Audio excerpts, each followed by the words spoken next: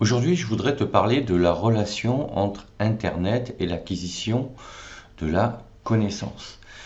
Alors, ça va être un peu une approche, alors pas technique, mais surtout un peu, entre guillemets, philosophique, parce que c'est vrai que sur les réseaux sociaux notamment, donc qui sont accessibles grâce à Internet, euh, on évoque souvent le côté néfaste un peu d'Internet.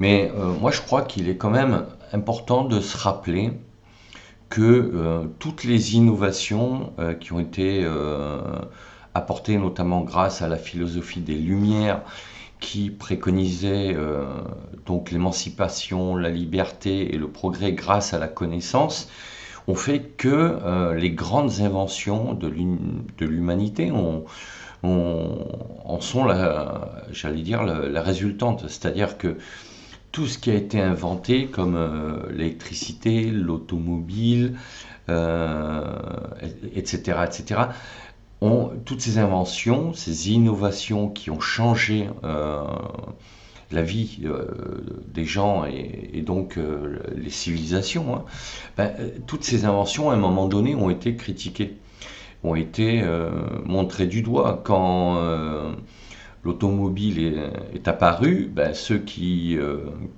utilisaient des charrettes avec des bœufs ou des chevaux critiquaient l'automobile. Toutes les inventions ont été montrées du doigt.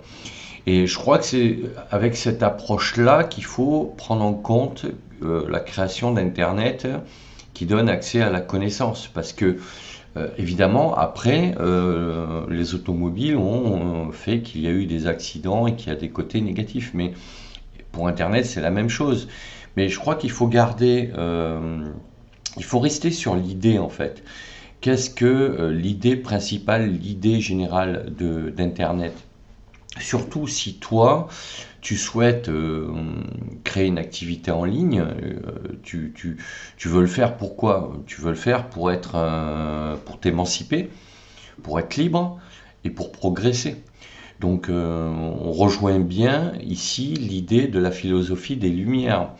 La philosophie des Lumières, elle a été prônée par...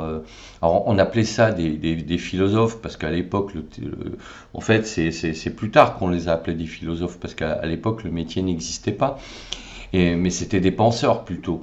Voilà, ils prônaient ces idées-là pour mettre en avant l'idée que l'acquisition de connaissances, que la connaissance, par le raisonnement, par la logique, était la solution et qu'il fallait tendre vers ça.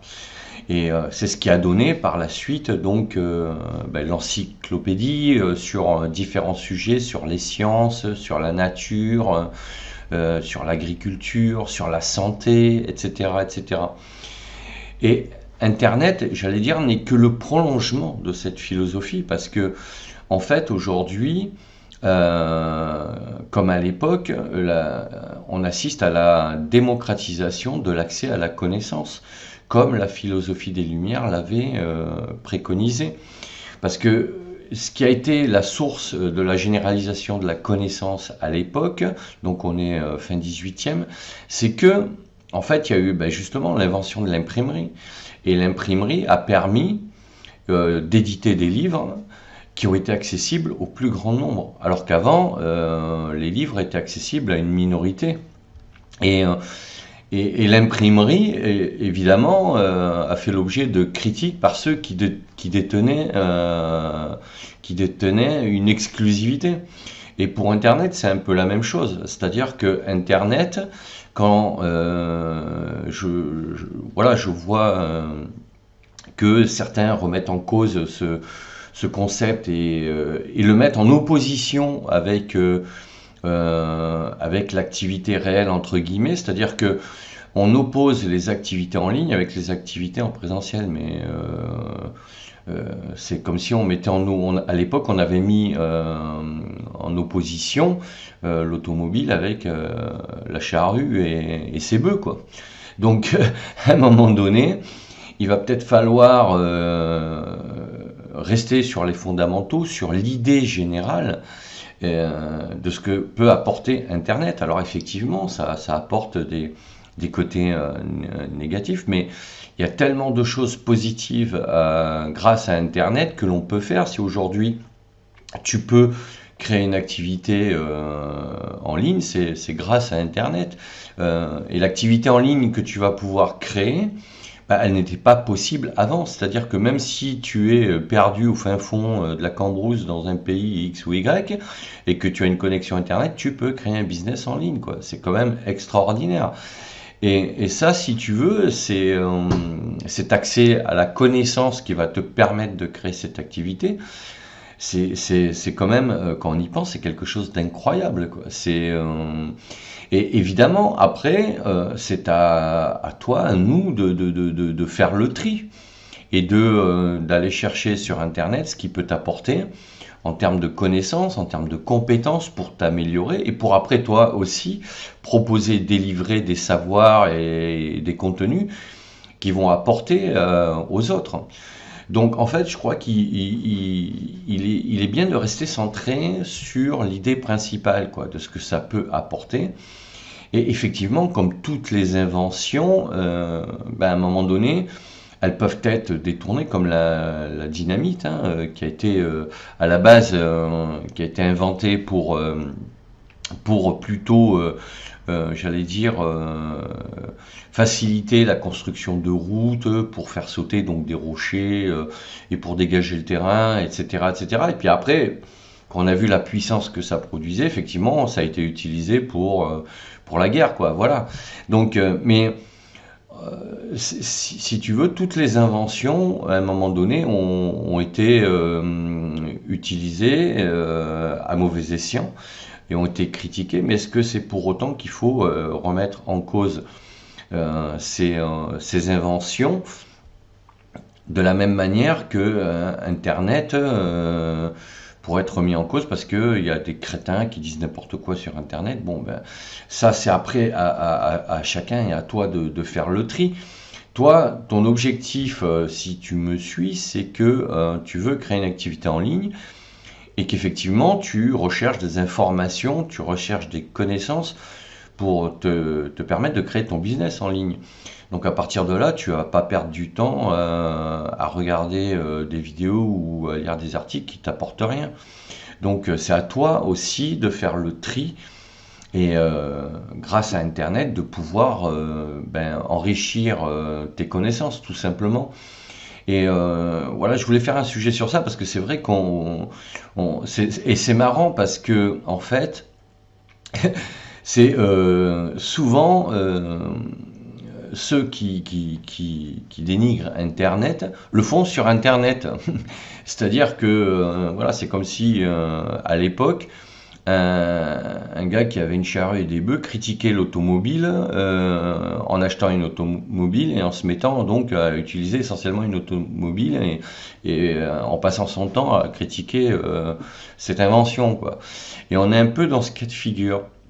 Donc voilà, je voulais aborder ce sujet un peu aujourd'hui un peu particulier pour sortir des thématiques que j'aborde habituellement, pour un peu voilà, te donner moi mon avis, ma position. C'est que Internet, ça reste quand même, par rapport à l'accès à la connaissance, ça reste quand même un outil extraordinaire. Et effectivement, pour moi, c'est une révolution aussi importante que lorsque l'imprimerie a été inventée. Quand l'imprimerie a été inventée, les seuls qui possédaient des livres, c'était une petite minorité qui représentait même pas 1% de la population. Et à partir de là, il y a plein d'auteurs, d'écrivains, de romanciers, de poètes, de philosophes, d'économistes qui ont pu commencer à écrire des livres et qui a permis donc que la population ait accès à ces connaissances, notamment à travers l'école par la suite quand ça s'est généralisé. Donc voilà, je crois qu'il faut remettre les choses dans leur contexte, à leur place, et se dire qu'à un moment donné, c'est pas parce qu'il y a le revers de la médaille qu'il faut jeter toute l'invention en soi, et que moi je suis convaincu qu'aujourd'hui, ben, Internet reste malgré tout, même si c'est vrai qu'il faut après cadrer, et puis il faut faire le tri, mais voilà, Internet, ça reste quand même une invention qui permet l'accès à la connaissance pour pouvoir se former, et surtout pour créer son activité en ligne. Et donc, comme la philosophie des Lumières le préconisait, ben, s'émanciper, devenir libre, et ensuite progresser dans son domaine.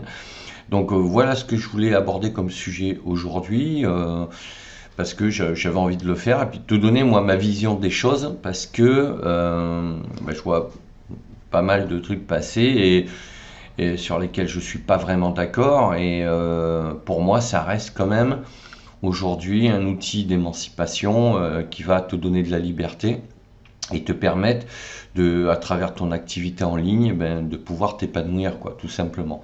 Donc n'hésite pas à me dire ce que tu en penses en commentaire, à mettre un pouce bleu vers le haut, à t'abonner à la chaîne, et pense à la petite cloche aussi pour être prévenu quand je sortirai d'autres vidéos.